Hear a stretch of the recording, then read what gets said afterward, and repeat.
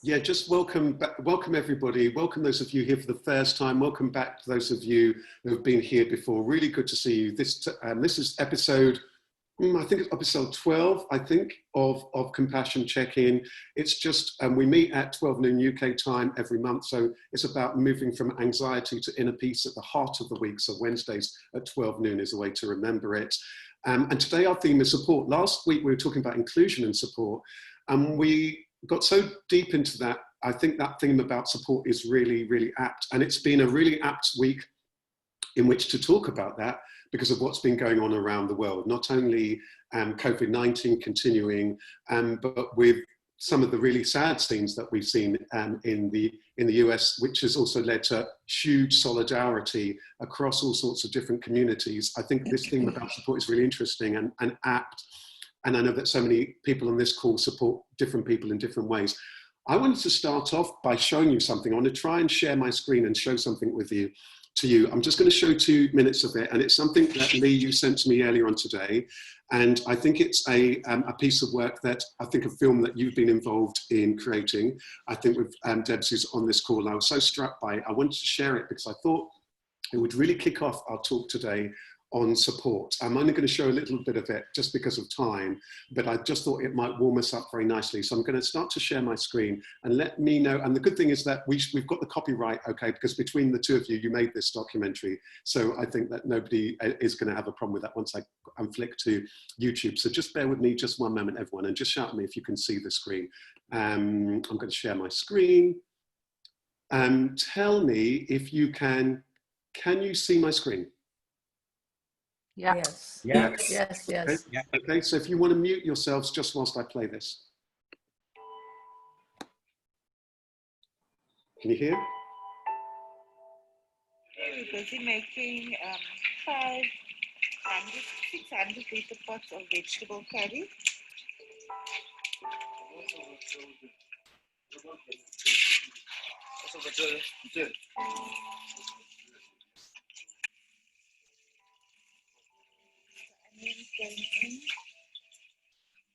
Right. Good morning, everybody.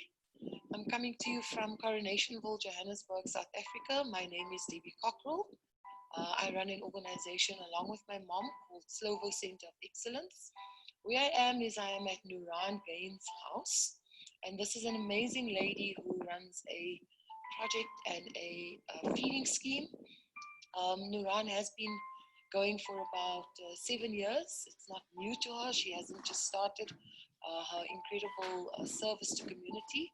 However, during this time, she has found that she's seen a massive increase in her numbers. Well, Hunger Has No Religion started about 7 years ago. We started with a very, very small amount of people. That was about 150. And then it reached to 450, and we moved the whole project to my house. We started on about 350 people. Right now, we're standing on about 800 to 900 a day. Saturdays, we're doing approximately 1,500 a day. We try and cook wholesome meals. Like today, we're actually doing some samp and beans with fresh bread. Hi, my name is Zubair Raoud. I started working here a few months, two to 3 months ago. I'm the youngest worker here. I'm 13 years old, and I really like working at the soup kitchen. We come early in the morning, we help cook, and in the afternoon we give out the food. It's a very nice experience because some of the people are really in need, and we feed that need. This is what's happening right now at my place.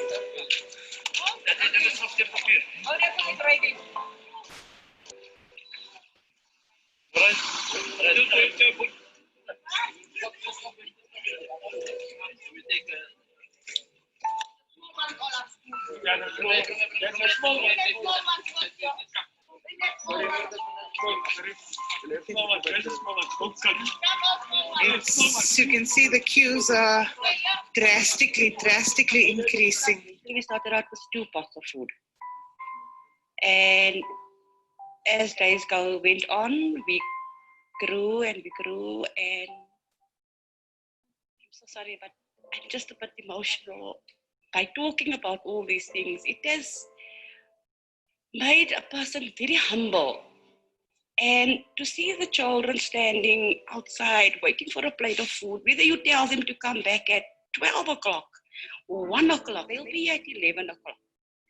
And that breaks my heart. To see that the little kids are standing patiently waiting for their food, elderly people. I've experienced now, and on a daily basis, it's just amazing. It's something that now, and it's just very, very, very heartbreaking.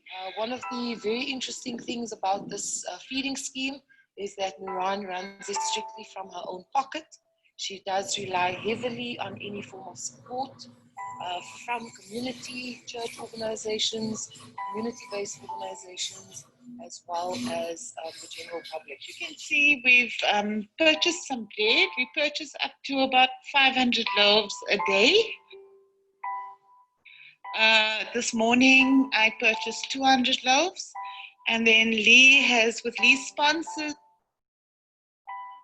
I've managed to buy rice, and we've bought some maize meal, and I've bought some dals, and out some fruit to the kiddies.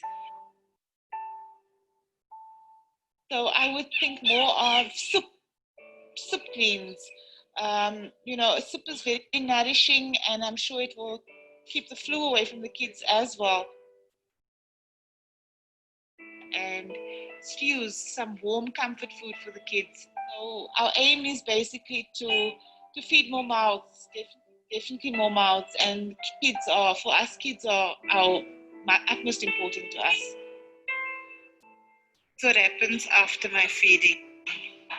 We feed the birds. Isn't this beautiful? I'm going to pause that there. Last little bit of blessing. I just want to pause that 1 second. Let me just pause that on my computer. So wonderful. So when we heard about Nuran's incredible let me just stop that. scheme that she's running, we decided to come and I'm going to pause that. And so we. Wow, I just wanted to share that because I just thought it chimed so much with our theme today on support. Lee, I want to hand over to you. Debs, a round of applause for the work that you've done. Lee, I just want to hand over to you for a moment because there's a story here, isn't there, about support? Will you tell us there's been a chain of events? If you want to just briefly share the story and why I asked you to share this today. I hope I'm not going to start crying. We've been crying the whole morning, so Deb and I have been shedding many tears and with other people connected to the project. So it's obviously very, very dear to us. And what touches me is the sincerity with how this woman is lifting her community. And we've connected. I'm in Spain. Debbie's in Joburg. We've known each other for a while, but it was a brief meeting many years ago. But we had a strong connection, and we've connected through some other friends who've shared this. There's been some sponsorship that's come through for this project. There's been some awareness created on many different platforms about this project. There's a lot of awareness, there's not so much funding, but every day there's something a little bit that comes in as a kind of a relief. And just the humility that this woman, she gets up at 4:30 a.m. in the morning and just feeds people. She has this absolute compulsion to feed, to make sure that everybody is protected and taken care of. And so am I right that Lee, that says this is something she's done out of her own pocket. She's been doing it for 8 years. You happened to meet her at some point, and then you set up a GoFundMe page, am I right? And then recently you mentioned it to Debbie. Debbie went out and made the film, am I right? Is that right? Because I think that's incredible. This is just, I mention it because it's a really incredible example of support. Back over to you, just if you can round up. Well, maybe I can, I also, I don't know if Debbie wants to say something, but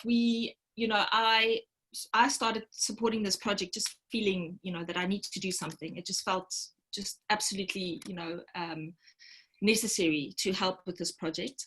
And Debbie actually does a lot of her work in the community. Her and her mom started this project 15 years ago, working with kids, creating a toy library and a special place where children can come and learn and feel safe. And she saw some of my posts and said, hey, this is my community, and went and connected with this lady. So they'd kind of been on each other's doorstep, but not knowing about each other's work. And that was what was so amazing, because Debbie contacted me. I thought of Debbie, you know, during this, but I thought, you know, I don't want to put something else on someone's plate. And she got in touch with me and said, hey, I can see the work that you're doing. This is my community. You know, how can I help? How can I get involved? We're serving the same people. How can we connect? And I think the amazing thing with this is how very often, you know, since this is a support session, we are next to each other, having all kinds of skills, not recognizing or realizing what people are doing and how we can support each other and help each other and empower each other. And I think for me, that has been the biggest lesson, connecting to people all over the world, you know, friends that I've met in Asia saying, hey, this is an amazing project. I want to help with this. I know you know, how can I get involved? And just the power of trust, of faith, of recognizing human goodness in each other, and just connecting to the heart with each other, really seeing each other's lives through compassion, and through, in these difficult situations, being able to support each other authentically. It's just been so heartwarming. I'm just blown away by what it can do just by speaking up. It's really powerful. I love that thing that you were saying about how sometimes we could be right next door to each other, literally, metaphorically, or online. And that thing about how we can help each other. I just think that's a really beautiful thing.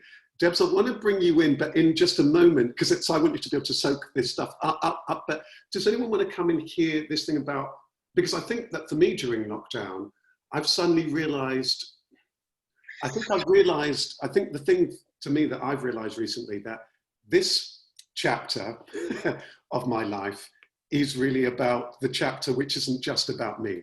I think that I've done volunteering in the past. I used to be a Samaritan volunteer and co-director of Samaritans Central London. But I think I've realized that it's, okay, what are the things that I can do? It can benefit me, sure. But what are the things that it's got to be at least a benefit to somebody else, for me, this thing about support, right? And sometimes I guess we need the support very personally because we're going through a tough time. But sometimes it's about supporting somebody else. Lydia, I want to turn to you, my friend, because last week was about support and inclusion. And I know that you couldn't make it, but of course, we met through Bart's Ability. You're the chair of that. We met through a Women in Be in Need program. And Lids, one of the things that inspires me about you, there's a couple of things that inspire me about you. One is the work that you do through the Bart's Ability to support other people with disabilities. But the other thing is that how you and your gang of friends support you know, how you support each other. Can you tell us just a little bit about that? I'd love to just hear a little bit about that and what support means to you. I'd just love for you to say anything that, for you, what support is about. Okay, for me, support is about having your friends that you can call on in a time of need. So I run the Bart's Ability, as Rasheed said, disability subgroup within Bart's Health NHS Trust, and to be able to give support to others as well is quite good, because in this time a lot of people are going through a lot of mental health illness or anxiety, depression, and they just want someone to listen to. For me, I can call on my friends, which is that I can say to them, tell them about my day, and they'll just listen and give you feedback. So yeah, that's. And can I just ask, I mean, what's your thoughts on, because it's a tricky one also with support, isn't it? Because for me, there's something about support and there's something about empowerment. So do you know what I mean? It's a funny, tricky one, isn't it? That we all need support.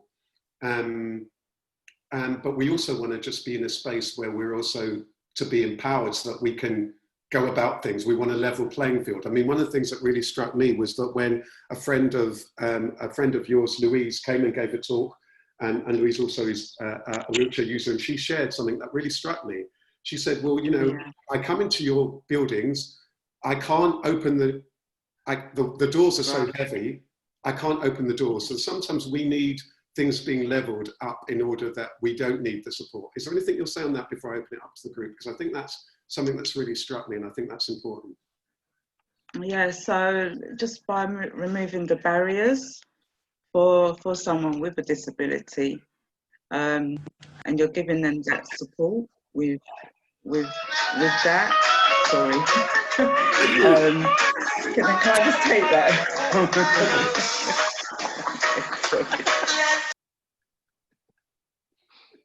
Over to you. Good taste in music. Back over to you, Liz. This is live, folks. This is live. Oh, is she taking a call? Oh, is she on the phone? Oh, she's muted herself. She's on the phone. Okay, anyone want to come in there? But Liz can come back while she takes the call. Anyone? I mean, just beautiful. Thanks for what you're saying, Lee. Anyone want to come in here on about support? Because it's deep. Anyone want to share? Claire, you haven't said anything. It's your first time here. Support. What does it mean to you? Just, do you want to open up and just share it with us? Yeah, I was just thinking about that. What does it mean to me? And you know, as a counsellor, as a trainer facilitator, and even this morning, I was supporting a group of 6 people about returning to school and looking after little ones. I think for me, the edge with support and empowerment is really becoming aware of where we step in as supporters to overtake what can be done by the person themselves. I think anyone who cares about others can easily overstep that mark. So that's one thing. And really listening to what is needed. So about barriers and opening up spaces where those questions and those abilities to actually speak when we feel like maybe with regards to something like the heavy door, what can be internalized for the person who needs support is no one's going to help me. This is just what I have to put up with. So creating spaces where those things can be spoken to, and those without that vision of that barrier can really hear it and be in the position to do something about it. So I think those are the edges for me about where we can step in and stop empowering people and take away their power by us trying to help. Our ego gets in the way, and then create spaces where people can speak up about the things that are invisible to many of us. Powerful, really beautiful. And I can just see the nods. Anyone else want to come in here? I'm just loving this, because I think for me, it's a lot of it's about learning. And I shared, you know, a lot of it is about learning, because I think we tend to be stuck into our own things and sometimes not aware when we're overstepping the mark, or when we just don't know. We just don't know. Anyone want to come in here at this point? Or it's your first time here, so maybe anything you're wanting to share about support and what it means to you, or anything that struck you from this conversation so far? I think just my personal situation. I find myself out of work for the 3rd time in just over 3 years. And I really... So sorry to interrupt. Where are you geographically? In the UK? You were elsewhere? I'm in London, yes. Yeah. And, you know, 3 times in 3 years after being with one company for about 13 years. And I've really been using this time and space, you know, with the pandemic and being out of work, looking inward quite a bit, and just thinking, okay, what sort of job do I want to have? Where do I want to work? What sort of company do I want to work for? Taking more, I think, of an existential approach to like an awkward situation, to make it a bit more creative and about creating a possibility. And you know, having great friends like Movell and I have been friends for a while. And for me, and you know, Mo knows this, I'm just in a period where I'm looking more inward. And so for me, support is having space to do that, and then having friends to listen and to bounce ideas off of.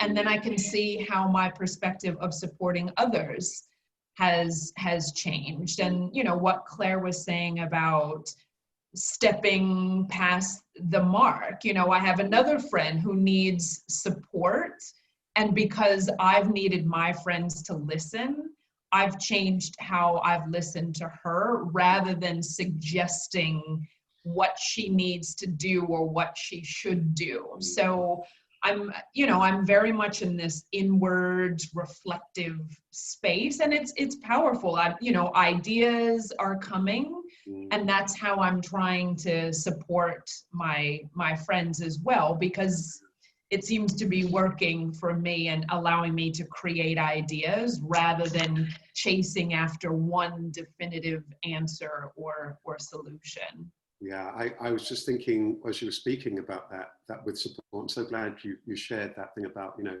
at that point, at this moment where you're not in work, that so many people around the globe, including, what's the number in the States, which is...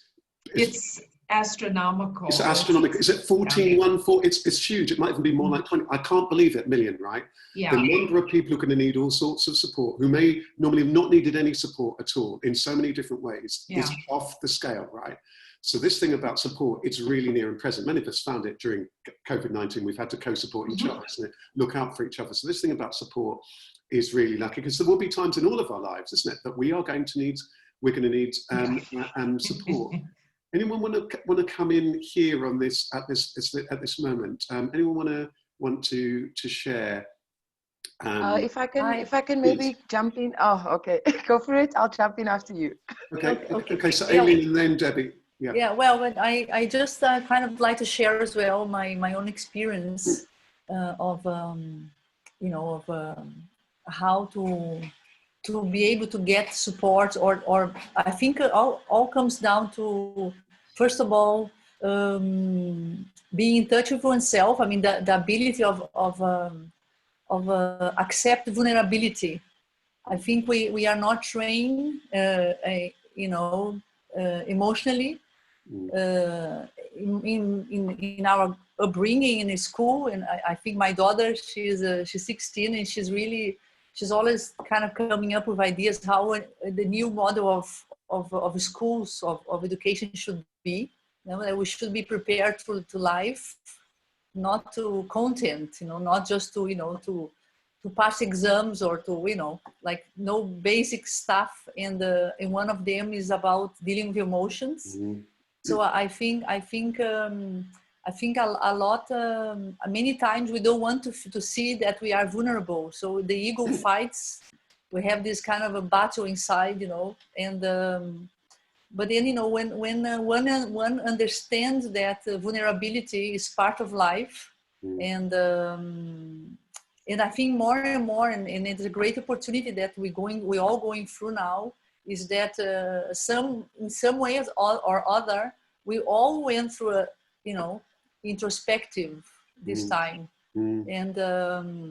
And of course, some people in different ways they react accordingly to, their foundation, how they were raised. Basically, it really impact a lot how we are in adult life. But I think being able to feel that you need help and reach out, of course, having friends. In myself, I counted on my friends, and it has been a wonderful also.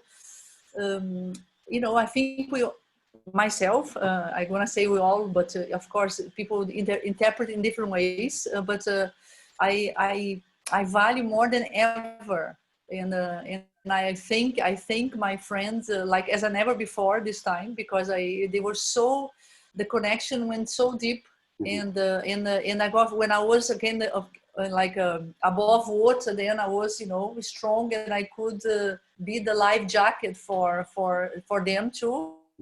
Yeah. Sometimes I was sinking, and they kind of held me up, and then and anyway, so I think that's the way I see it. Yeah. Really powerful. I'm going to bring Debbie in, and I think that point about sometimes that thing about being vulnerable enough, isn't it, to ask for help, and I guess us being awake enough to realize when perhaps our friends or family or people around us or our colleagues are perhaps hurting, is really important. Debbie, over to you. All right, thanks, Rasheed.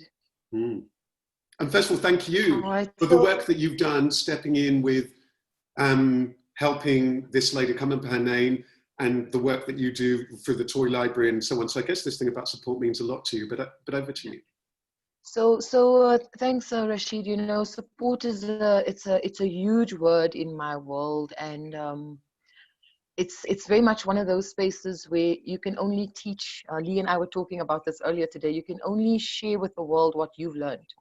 And in working with my mom for the last 7 years, one of the big things that we've lacked is support. There's a lot of opportunities, but you don't always fit the criteria. So there's a couple of things I just want to touch on, just in terms of what support means for me going forward. The one is the digital side of support. You know, even through this COVID pandemic, we've all been able to, you know, maybe talk to a friend via Skype or, you know, a video chat. And even though you can't hug each other and have lunch together, you can still have a conversation sitting in your house. And there's a lot of people who don't have that access. So that's a big one for me in terms of how do we move forward supporting each other through digital access. What we've been able to do with Lee has been done using my phone, which is broken. I've had to connect the little headphones that I'm wearing so that we could record the voices of the video clips. All of that was done through digital technology. We were able to send the videos, Lee's put that together. It's been sent out to the world. That is massive. That was not available 10 years ago. So that's a big one I just want to put out there for everybody, you know, is that digital plays a huge part. We in our new normal as the world moves forward, we no longer need a conference room and a meeting room. We are in a meeting room, we're in a conference right now. So I think that's just something just to add into the moving forward with support concepts. And then for us at our organization, our little tagline is love in action. So it's Silver Center of Excellence, love in action. And that's always been something my mom's very passionate, and I've embraced it as part of our ethos. And that's what we've been able to offer to Nuran. Just to give you a little example, she contacted me this morning, and she doesn't have an email address. She doesn't have a laptop. Somebody wants to get in contact with her to support her. She doesn't have the required paperwork in order to accept some form of sponsorship. So what we've offered to her is the opportunity to incubate her for a period of 6 to 12 months while her paperwork is in progress. And these are the little tiny things that hamper work forward, because we got to meet the systems criteria. So when we speak of support and we speak of practical application, it's the fact that I can log onto my Wi-Fi at home and I can send an email on her behalf, and that funding can come through so that she can continue what she does. So I think that's also just something that's really important when we speak about the practical side of support. It's not always the grand gestures. It's really simple things you can do over and above listening to someone and being there from an emotional side. But what can I do for you? Can I send the email? Can I start the Facebook page? Can I make a little docu?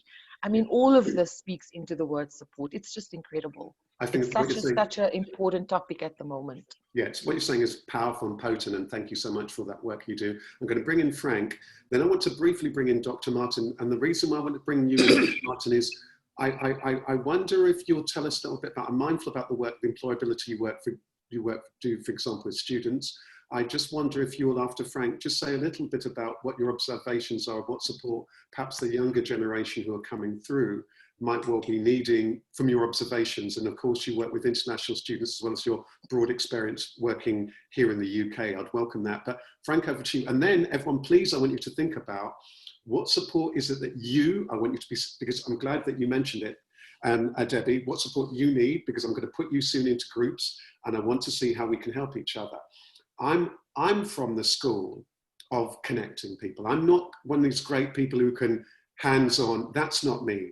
I'm not great at that. So I admire, my heart goes out to the people like Debbie, the Lees. I'm in awe of the kind of things you do. But what I can do is that I can kind of connect, right? And so I'm really, really keen in a bit for you to connect and for everyone to share. This is what I need. This is what I need. And maybe this is what I can help with. Because I know that everybody in this room can help everybody else. And for me, nothing gives me more pleasure than when I see people connect in those conversations, because it's very powerful. The connection that yourself, Lee, and Alexandra had by being on a call, realizing you had people in common. For me, this is magical. And this is the new possibility. Frank, over to you, and then over to Dr. Martin, and then we're going to go into our groups.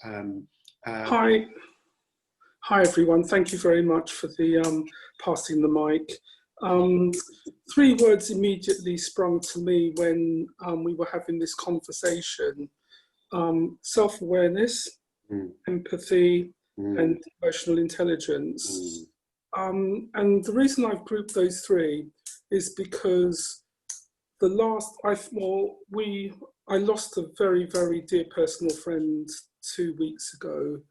And then we had the George Floyd and the barrage of video. I can only call them video nasties because I don't know any other way of describing them.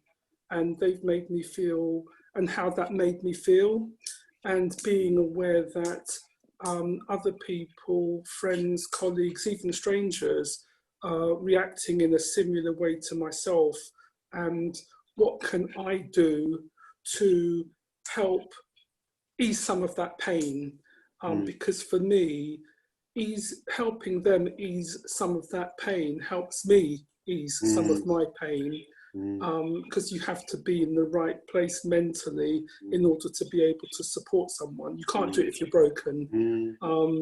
And so that's why I said, for me, it's that self-awareness. It is about knowing how you feel, what your trigger points are, where at which point you're not able to go any further, and when you need to call in for help yourself. Really powerful. I'm passing the mic back.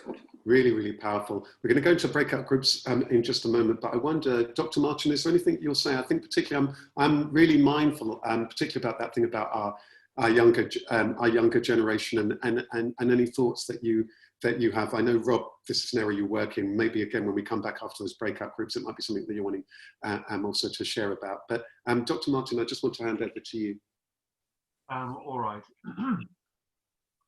One of the things that I found with the international students that I work with is that I am able to contact employers, speak to them about the caliber of students, the degrees that they're doing, undergrads and postgrads, and speak to the employers to help them to understand what a new graduate can bring to their business, how they can help to sustain their business. And one of the things that I've been going through over the past 4 weeks, shall we say, well, certainly in May, I have found employer internship opportunities and entry opportunities for students. And the students have turned down the opportunity that I found for them because maybe they don't get enough money, or I don't want to work remotely, or I only want to work, I don't want to meet anyone. So I am finding that many of the international students that I deal with, they have their expectations, which are very clearly fixed and it has not adjusted in the coronavirus period. So they believe that they're going to get an internship or employability and employment experience as though the pandemic has actually not taken place or is not taking place, and they have not adjusted to the fact that what used to be and what is now is not the same. And last week I was utterly stunned when I found 3 students a internship at a wonderful company here in London where they could work remotely, and they said, we don't want this internship because she's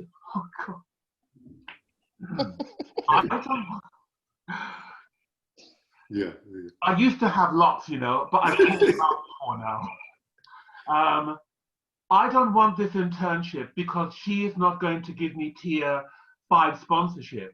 And I had to explain to the students, do you understand that in this period of time, you are up against millions of Brits who've been made unemployed, who are on the job market, and an employer would be more inclined to hire a UK or EU student graduate that doesn't need any sponsorship, rather than you from the other side of the world who expect your employer to pay for sponsorship, provide you with all the training, has to deal with your attitude, and you still have the mindset of someone who believes, yeah, you have to do everything for me.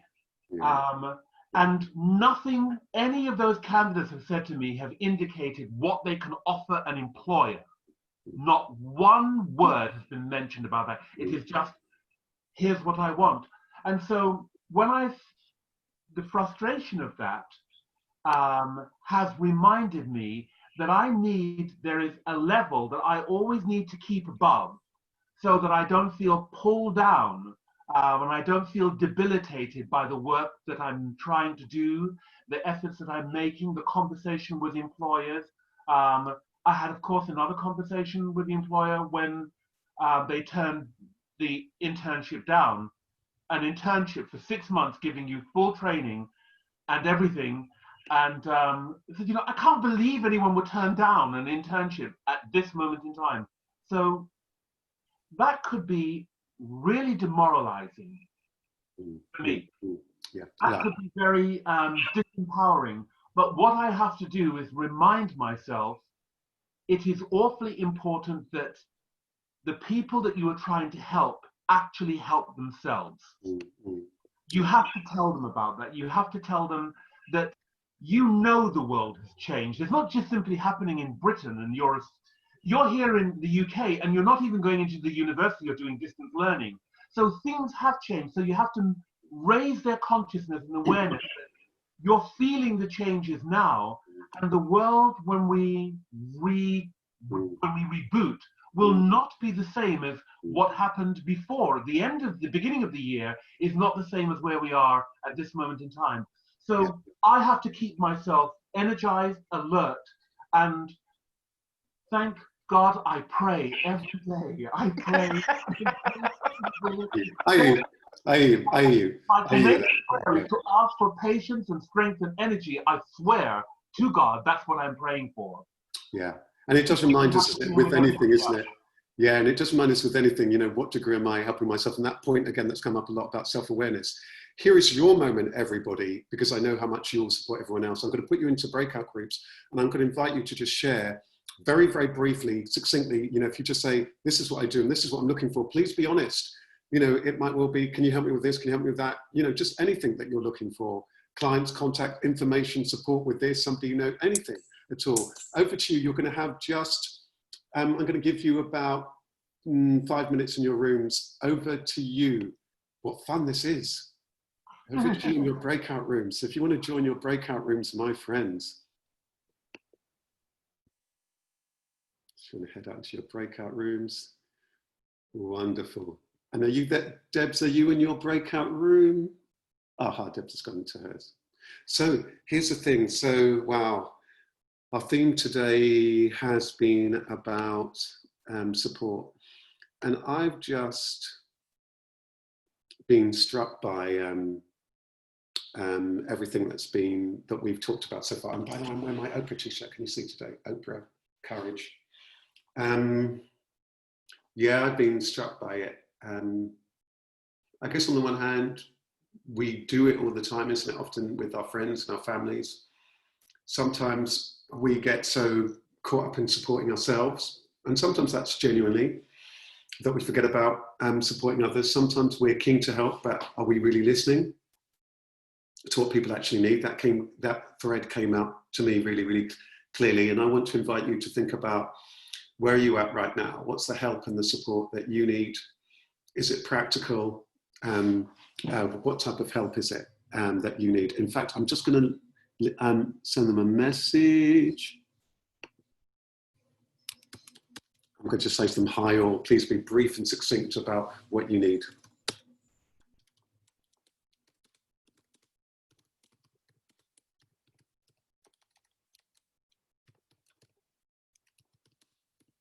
super brief and succinct. It's probably the same thing. Succinct about what you need.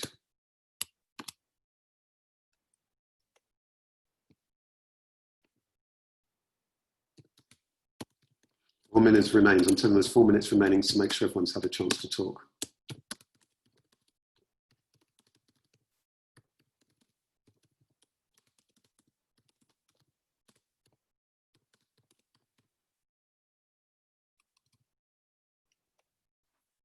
I'm just saying to them that they're going to be brief and succinct with saying, this is who I am, this is what I do, this is what I need. I think for me, this thing about being succinct is really incredibly important, because sometimes, well, time like this, you know, we do compassion check-in, it lasts just for an hour. Sometimes we go a little bit over an hour and 15 minutes, but that actually means that there isn't actually that much time, and by the time people introduce themselves and they've said a little bit about what they do, it might not be that there's very little time for them to say what it is that they want or is that they need. So for me, it's really important that we get into the habit of saying, you know, hi, I'm Joanna, and I run an online training business. What I really need is somebody to, if anyone knows anything about social media, could chat to me, because I'm wanting to find out somebody who might be able to help us with our social media or give us some advice on X, Y, and Z of the things that I could do by myself. And then somebody else says, yeah, great, I know something, maybe, well, I'm not bad at that myself, but I also know a friend, maybe I could get them to spend half an hour with you.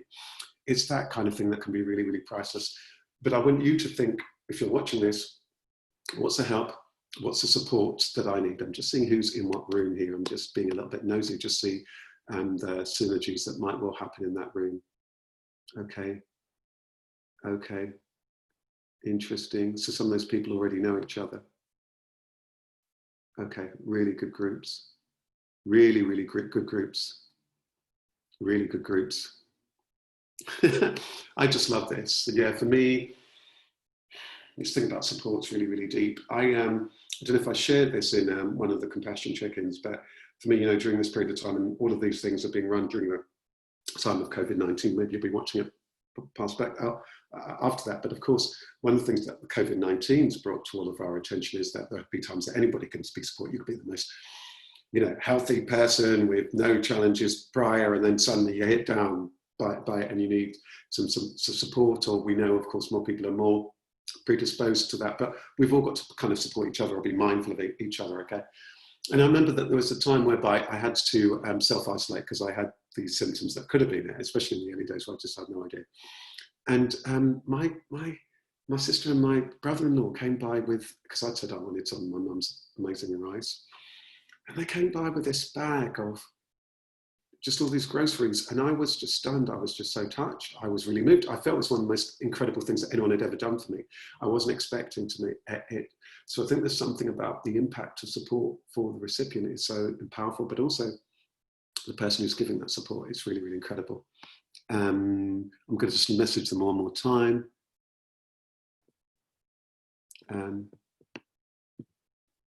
Let's message to all.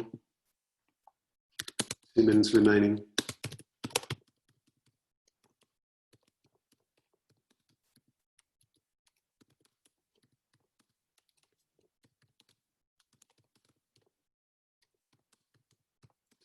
I'm saying, just saying to them, don't be shy. What do you need? I think this is so, so important. This is magical. So, you know, this is just, yeah, I guess it's welcome to our new world, isn't it? That I love the point that Debbie was making about, you know, with this new online, well, so many different points she was making. Let's not forget, you know, people who need support, they might need that support in so many different kind of ways, and maybe ways that are slightly different to how you imagine it. And also there was that thing about, yeah, there's another theme, isn't it? And I think Claire was making that about what's the way in which somebody needs that support and really listening to them.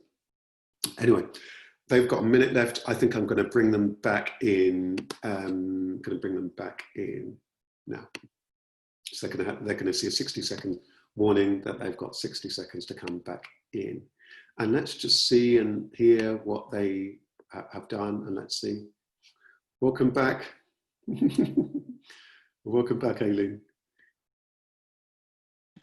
or I was talking, but then I don't know for how long the button stays alive, so I pressed to come back. Oh yeah, it gives you about 59 seconds to Okay. to come back. So they're all going to be coming back in the next few seconds. Okay. And we're back here now. But really glad that you've been joining us for these last couple of compassion check-ins. And remind us, who is it on the group that it is that you know, Aileen? Remind us. It is my friend. Oh, you know the lovely Iris. Okay. Oh yes, she's wonderful. great. So, have you known each other for many years? Yes, since the 90s. When we moved to England, we met in London. Yeah. Oh, wonderful. Well, wonderful. Fantastic. Yes, we've been supporting each other actually in this. That's really incredible, isn't it? Yeah. I think also that's a really good example when we move and when we change country, that thing about support is really, really important. Okay, wonderful. Well, welcome back, everybody. I'm going to turn to maybe a couple of people who haven't spoken so far. So if you haven't spoken so far, maybe that we can get you to summarize from your group. Who hasn't spoken so far? Danny, you haven't spoken so far. Mia, you haven't spoken so far. Alexandra, you haven't spoken so far. So anyone who hasn't spoken so far want to kind of speak up for what happened in their group, in which case unmute yourself. I'm not going to, who wants to go first? Don't be shy. Otherwise I'm going to pick on people. Alexandra. I can start. This is a tough one for me because I'm not so used to asking for support or talk about my needs. It just was never it was never part of my upbringing. I think the way I was brought up in a really difficult family, so I had to be more alert and helping others. So it was never like what I need, and then I took it in all other my relationships, in my work and profession and later. So even now in the group, I couldn't even just say what I need. So I'm going to put you on the spot then right now. I'm going to put you on the spot.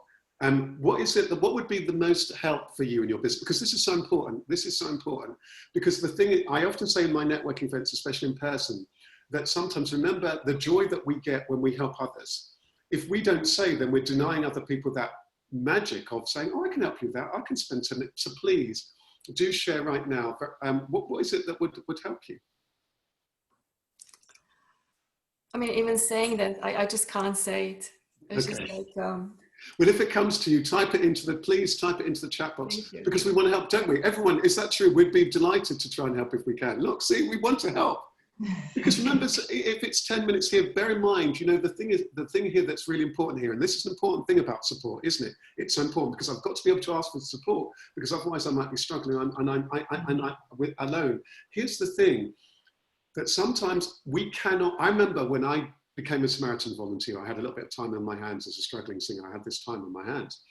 And they said to me when I trained, they said, you'll get far more out of it than the support that you give people. And it's so true. It enriched my, if I hadn't been a Samaritan volunteer, it wouldn't have given me so many other things. And it taught me, it was a journey that began to teach me about empathy and compassion. I wouldn't be here were it not for that. So I'm a big fan of that. So I'd say, you know, say it when it comes to you, just say it out loud. Who was in one of the other groups we haven't heard from? Mia Morris, and then I'm going to turn to Danny. Mia Morris, we haven't heard your wise words yet so far today. Maybe you want to summarize what came from your group or anything that you want to share with us. If you want to unmute, Oh, you just need to unmute, Mia.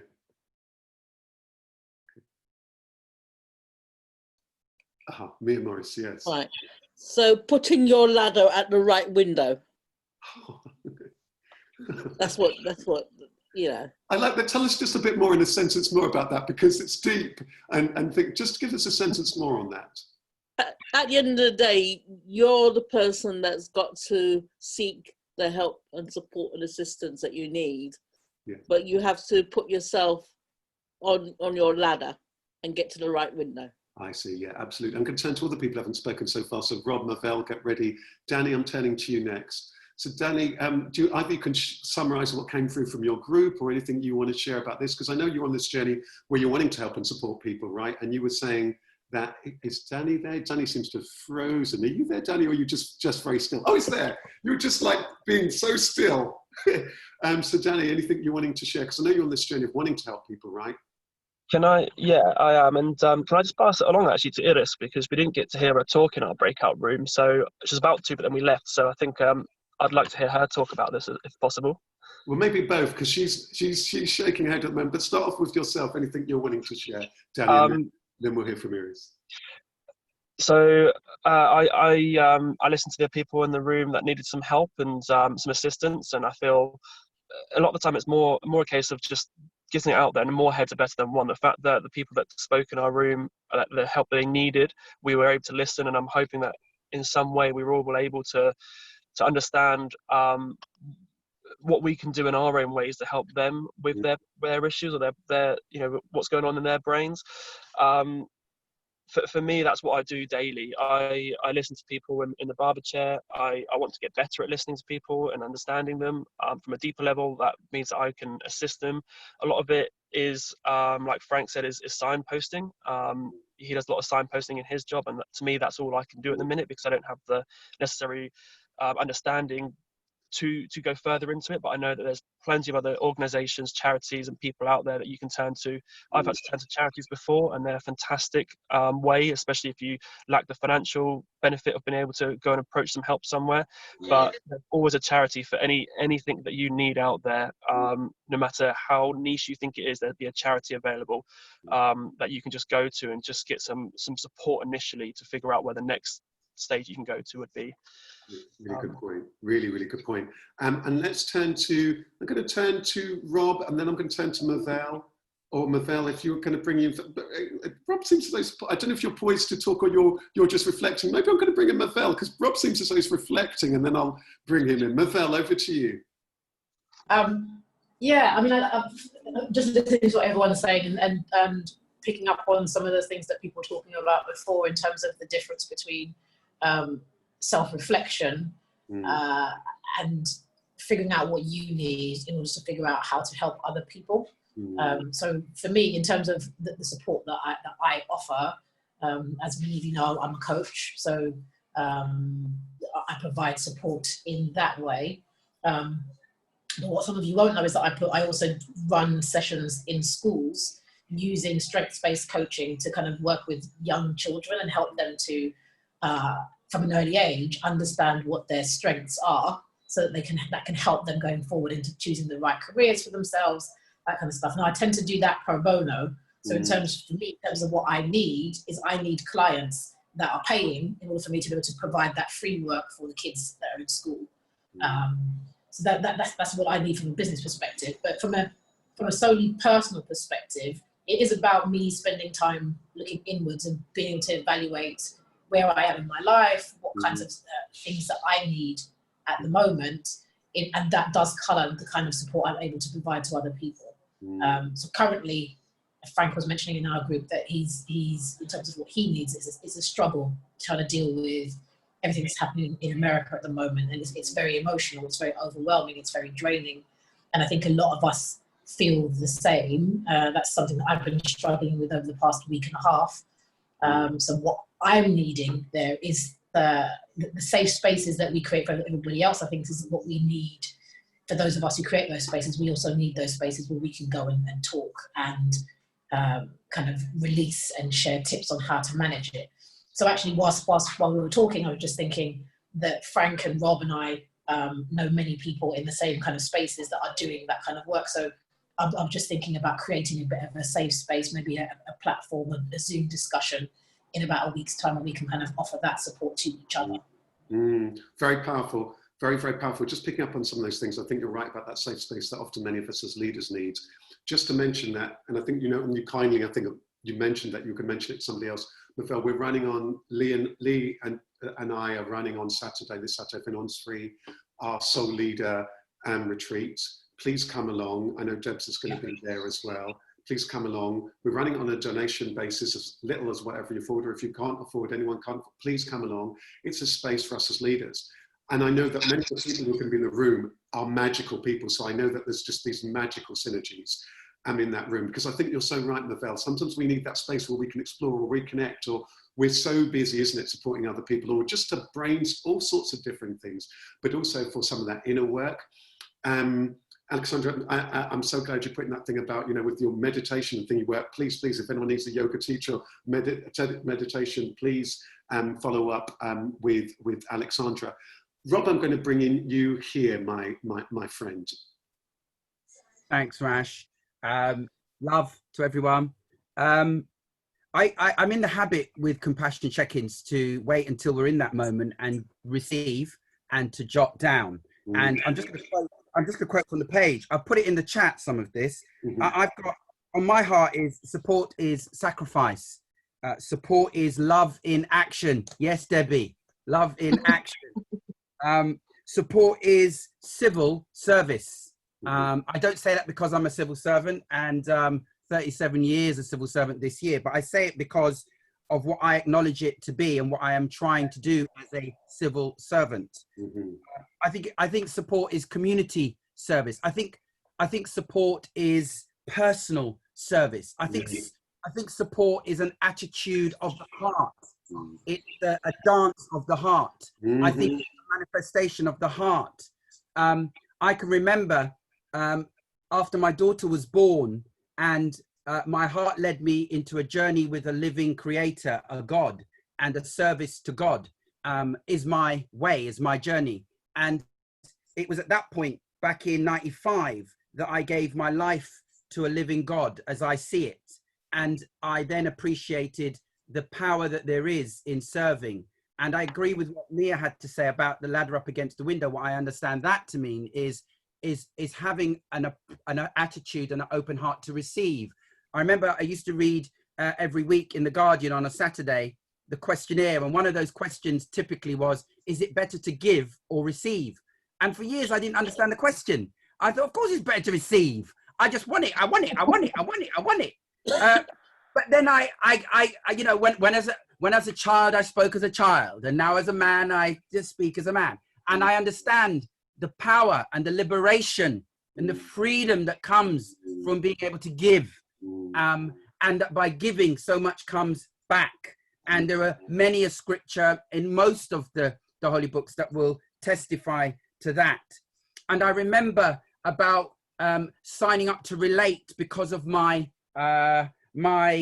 belief in family, my belief in relationships. And here I am 12 years later as a serving trustee with Relate. I believe in the power of staff networks, even before Sharon Inkotaria's book, The Power, the incredible power of staff networks. Why? Because by bringing people together, as you did in the breakouts today, Rash, but as you do with these compassion check-ins, we have an opportunity to share what's on our heart. And by doing that and remaining open with an attitude of support, we can receive. So the job for Aura is out there. The way in which we can support the upcoming retreat is out there, and we can connect in that way. And so I dedicate my whole career to building networks of people who can help each other, and together we can help heal this world.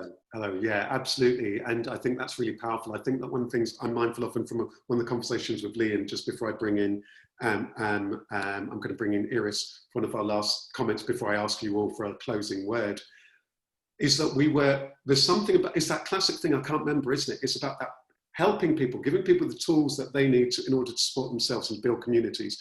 So Debbie, and I'm very keen for, you don't know this yet, Debbie, but after the Soul Leader retreat, after that, I want you, me, and Lee and Justin to have a conversation to talk about how we can put on an event, a Soul Leader South Africa, which was our original plan. When I was first approached by Lee and Justin to run Soul Trader, it was going to be running in South Africa. An event that I will run, I'll run that thingy, I'll give my time and so on for free.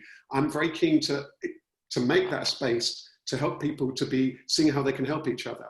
The thing is, I want to say something before I bring Iris in. When I started coaching, right, and my background had been before in media and PR, and then I was a singer and performer. I look at everything through the lens of being a creative. And so when I started being my own boss, I had no money. I'd been a struggling singer. I didn't have much money. So all I know is how to be creative. So I coached the person who did my best friend did my website for free. I coached the person who did the lawyer, who did my terms and conditions. I coached this, but we swapped.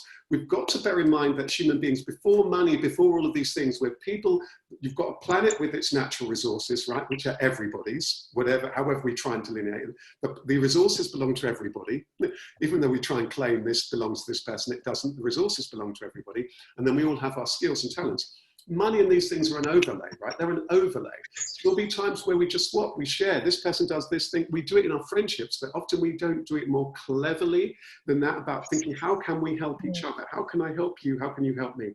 I think we need to be doing far more of that. Iris, my friend, I'm going to invite you to anything you're wanting to share before I'm going to turn to everyone for their last closing word. Iris, any thoughts you want to share? Rasheed, I think that actually it was, I think that everybody talked about most of the things that I could contribute. Mm-hmm. The only thing about support that sometimes I notice when we are in our breakout group is very hard when someone asks what support you need to pinpoint that and verbalize, like Alexandra said, it's very difficult. I don't know if that happens to others. But for me, for example, I find very hard to verbalize I need support, because I wasn't brought up to ask for support. I was brought up to say, you know, you have a difficulty, look for a book. In a book, you're going to find it. So I keep reading books. So this book will help me. This book will help me. And I think that support has to do, perhaps like it was mentioned by Aline, is this thing about maybe you have to change the way we learn to interact with each other, because it's very hard to go back to people that see you one way and say, oh, actually, you think that I am that good, but I need support. And then if you are this sort of person that gives support, that makes it even harder, because you just think, well, people don't know me for this. I understand, like Dr. Martin said, because my students at the university now, it went from, I'm going to help you more, to a point that they were expecting me to do the coursework.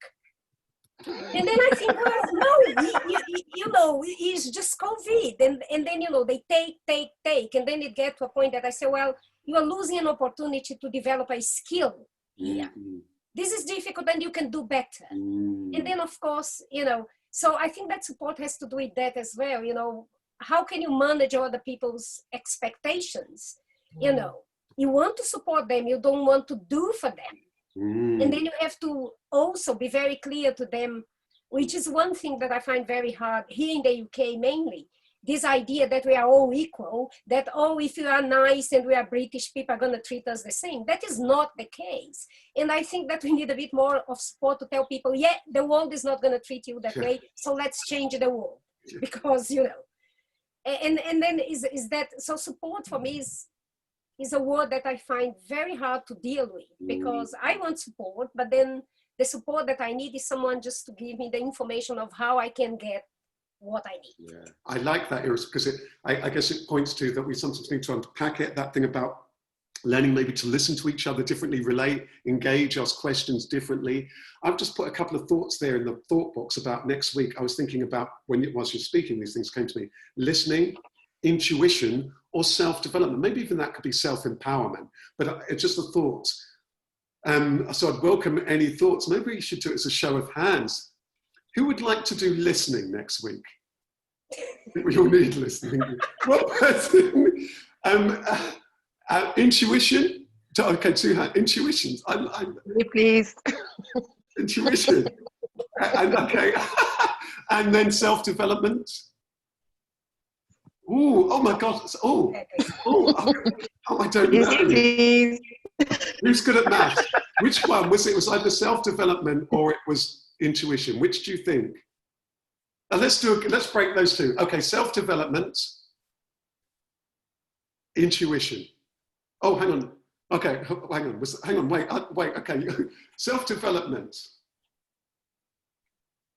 1, 2, 3, 4. 1, 2, 3, 4, 5. Was that you, Lids, as well? Self-development. Okay, self-development and intuition. Rash, I couldn't get my head.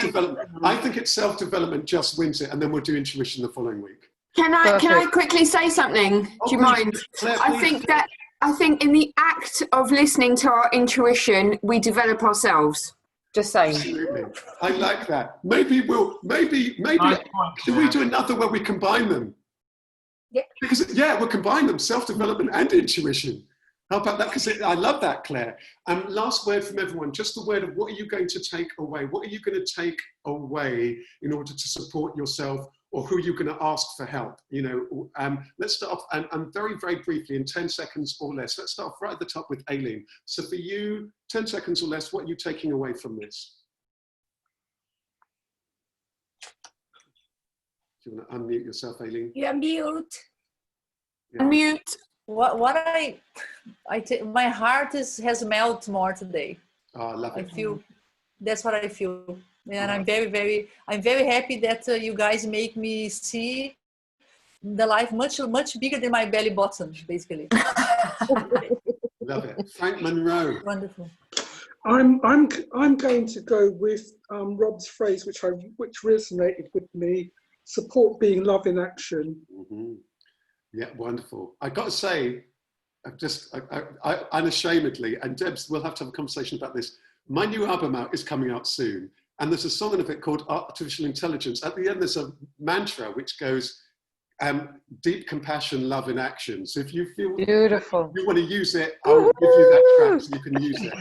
Okay. Yes, please. Alexandra, over to you. Alexandra. Just gratitude.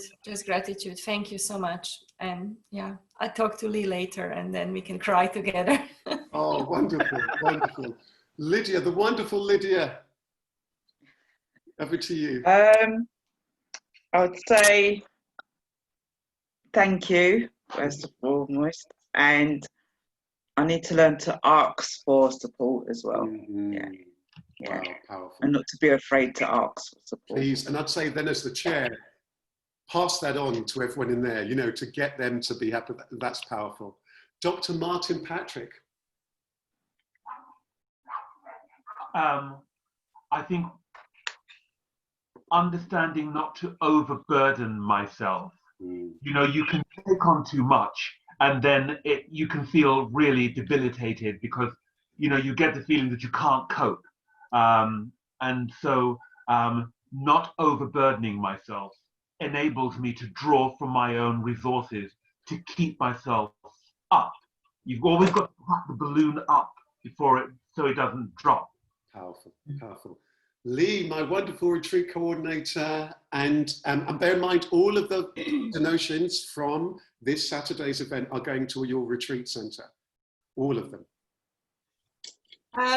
Just so much gratitude to Rasheed. He's always so generous on so many levels. I feel very, very blessed. And I'm so happy that I can continue to spread the love to others. I think that's what makes, you know, people like Alexandra, I totally understand where you're coming from. I know with Debs, with many people here that I can just sort of pick up. It's difficult to ask for help. It's really difficult to ask for help. So I think it's sometimes being a bit fearless and stepping up because you enable others. And I think that's what drives me, is when you see that by you asking, you can help others. And that makes it much easier. It's not a thing, it's not a selfish thing. It's empowering others. Wonderful, wonderful. Aura, for yourself, what are you taking away? Just gratitude. It's nice to meet new people and new people who are open to being connected and supporting each other. And I think in this environment, it's just given me some new perspectives, and that I just need to expand my job search and maybe look at some different types of companies. Yeah. So thank you. And take a look on my website. Look me up. I'm running a number of events, including my networking events, that might help you on that journey. Okay. So Thank you for that. Mia Morris, OBE. Just to listen to that track by Marvin Gaye, it's madness. I'll look that one up. Yeah. Claire Gold, thank you so much for joining us for the first time, hopefully not the last time. Over to you for your words, Claire. Oh, sorry, miles away. I was thinking about Marvin Gaye. Thinking I must go and look that up. It's not one I've heard. I think the way list both space and within supporting empowerment, building bridges, not walls. Oh, you're cutting out. Oh, you're cutting out. Well, we heard that thing about building bridges, not walls. You're cutting out, Claire. You're cutting out, but the music of it, I heard. The building bridges, not walls, and so on. Mm. Yeah. Did I cut off? My computer's got a glitch. Yeah. Oh, okay. So what I said after that was, as a white woman, I'm here to learn, and support is love in action. What I'm seeing here is a group of people who want to make a difference. I'm here to listen. Powerful. Ingredients to support that endeavour. Powerful. Debbie, over to you. All right, thanks, Rasheed. I think for me, today's takeaways really come from a sort of shift that needs to be made from pre-COVID and post-COVID. And that's on a personal level, from the sort of inward reflective space, but also from the world we live in, how we interact with it, the expectations we have of it, those students that were mentioned, that you want to wring their necks. I think, all of that speaks to shifts that are going to be coming. And so for many of the people on this call who have the skills that can share in that space to empower and equip people, you need to get that skill out there. And yoga and meditation for me has been one of those skills, where you can actively practice a body position that helps you to open your heart space. That's a real thing, we need to teach people and share that with people. So that's really for me a big one that's come out of today. It's just that shifting space. And with that in mind, next time, before I go to Danny, Alexandra, next time, will you maybe lead us into a 2-minute session, something that maybe might open our hearts? Because that would be a good way of also introducing people to you and your world and your work. Danny, over to you. Hiya, yeah. I'm just going to take away the beginning of this session, and that was the Hunger Has No Religion video. I'm going to go and watch the rest of that, and just probably end up crying or feeling some. I've already felt a lot of things from the beginning. So thank you for sharing that. Thank you so much for being here. Thank you so much. Thank you. Iris, over to you. I am actually, well, this session, I took a lot from it, learning.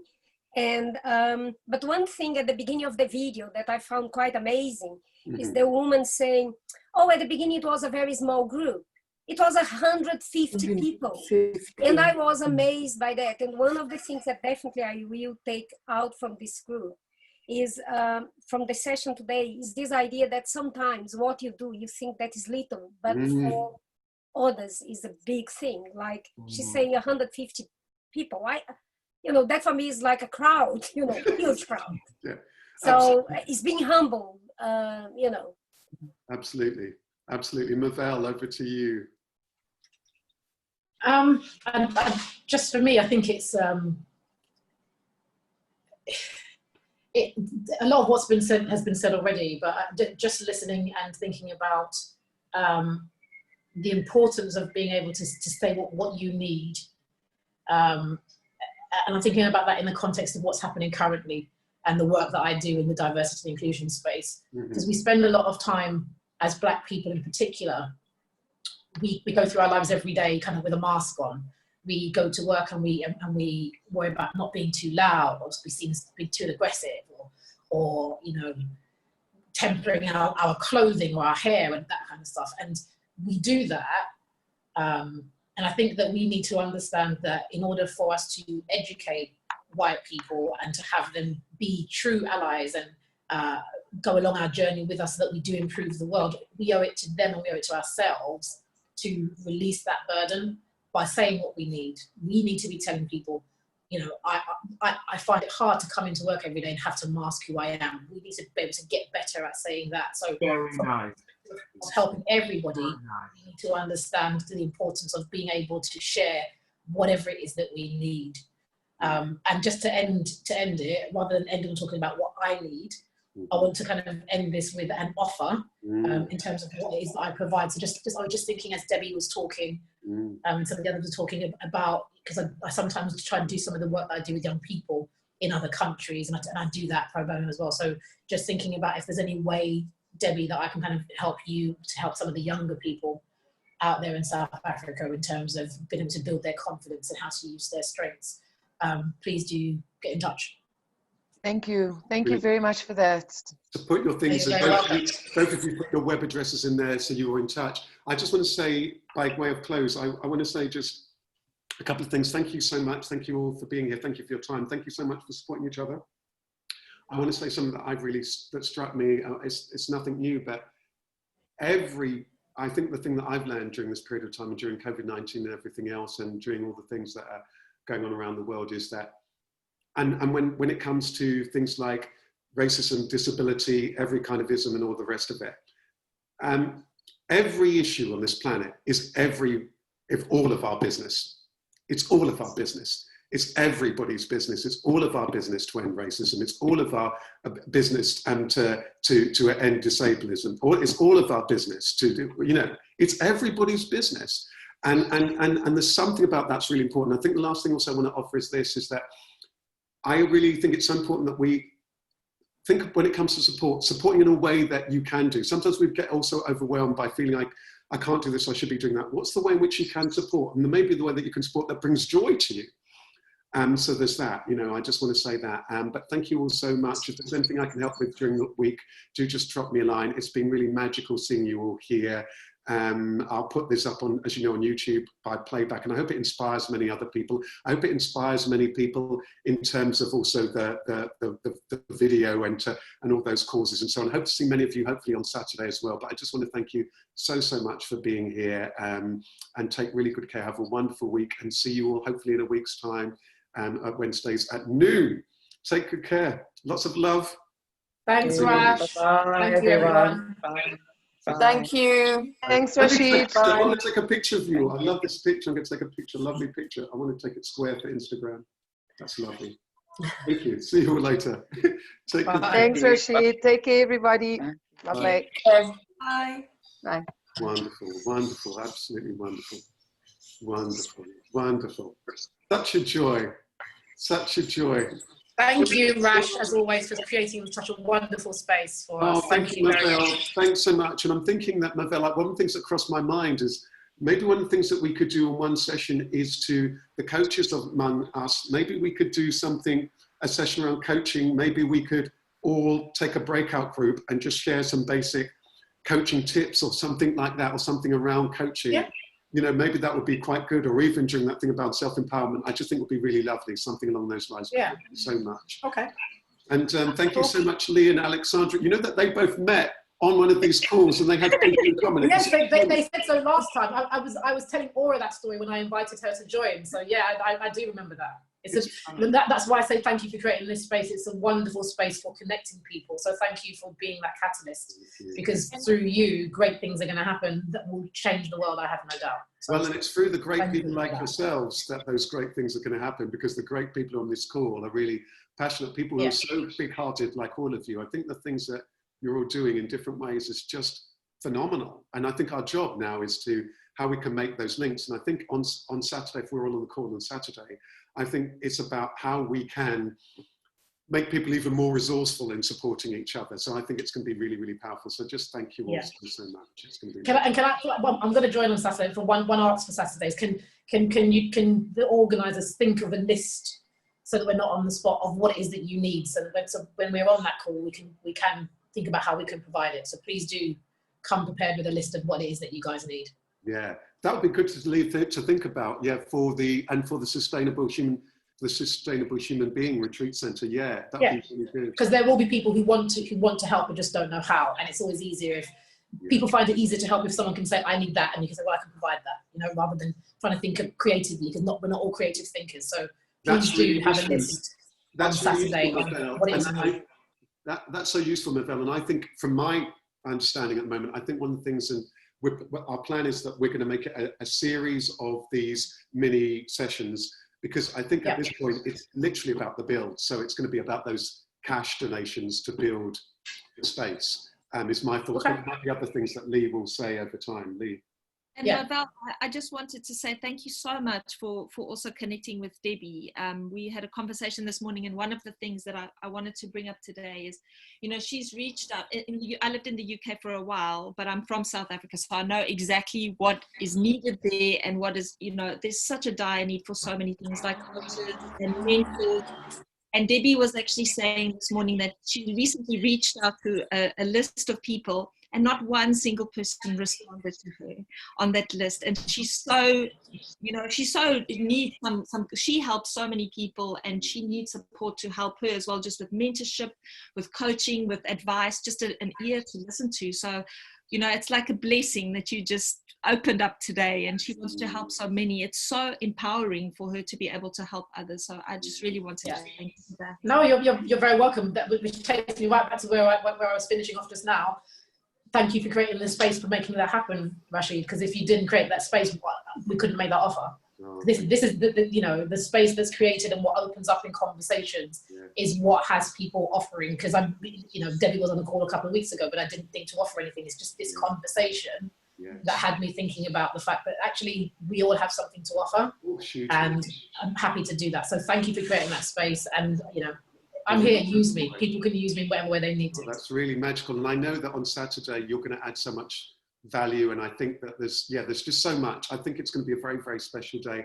And Alexandra, also just to say, maybe it'll be great for us at some point. I'm going to post our video, but at some point for us to have a chat to see my thoughts. I want to share some thoughts that might help you on your, because I think so many people need you, what you do in yoga meditation. Who doesn't need that? So I want to think of a way in how we can help promote what you do. So I want to give that some thought, and maybe we'll have a follow-up chat. It's especially needed now, Alexandra. It's needed now more than ever. It's doing the work that I do in diversity and inclusion. I was saying to my team yesterday that it's really difficult coming into work every day doing my job because of the stuff that's happening. I'm living it, and then there's no space for me to get away from it because I have to go to work and deal with it. And what's been helping me is yoga and meditation. So Alexandra, you have something now that's really, really needed in, you know, what we're going through. So please find a way to say what you need, because what you need is going to help everyone else. And could you maybe bring along to the retreat on Saturday, Alexandra, you know, maybe a flyer or something if you're happy, I'd send it to Lee so that we can promote, you know, maybe send Lee something and we'll pass it on to people in the thingy. This is what it's all about, how we can all help everybody. As Lavelle said, I think we all become richer when I was saying, if I can't remember quite how it goes, but you know, by pure mathematics, giving is more key to the world we want to live in than taking. Because if I give at least 2 benefits, me and somebody else, if I take, then only I benefit. So if I share, if I give, then 2 people benefit, me and somebody else. But if I just take, I'm the only beneficiary from that.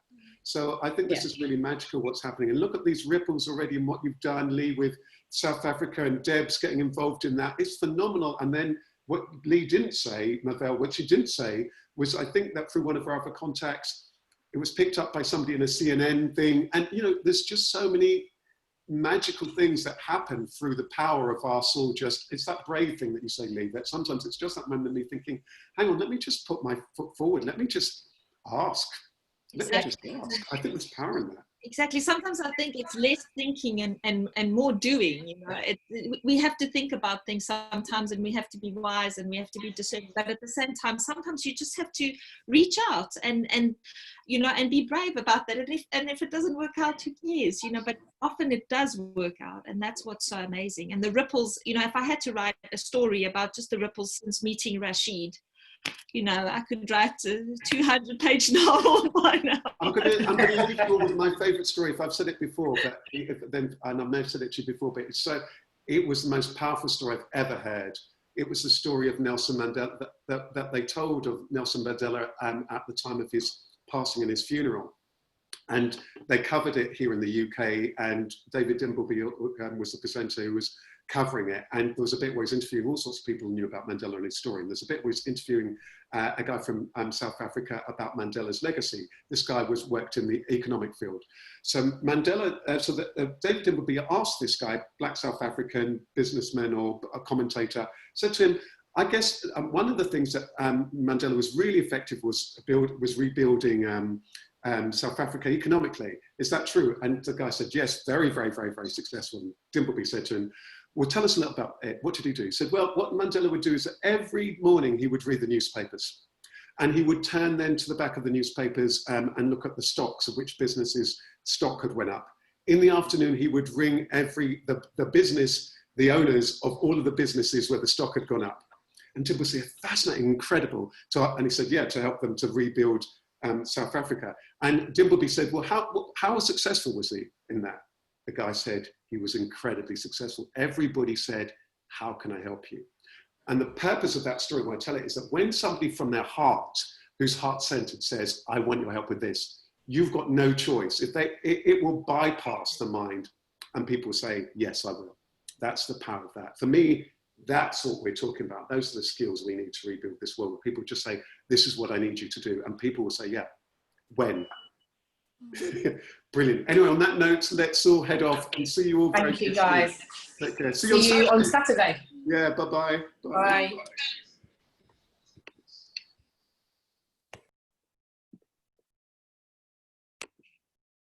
Wonderfully. Oh, that's really spooky how we're both here. Thank you so, so much. Thank you so much. Wonderful, wonderful, wonderful, wonderful. Saturday's going to be very powerful. Oh, you've muted. Oh, have I muted you somehow? Oh, you're mute. Hang on. Unmute. Hang on. Can you unmute yourself? No. Oh, hang on.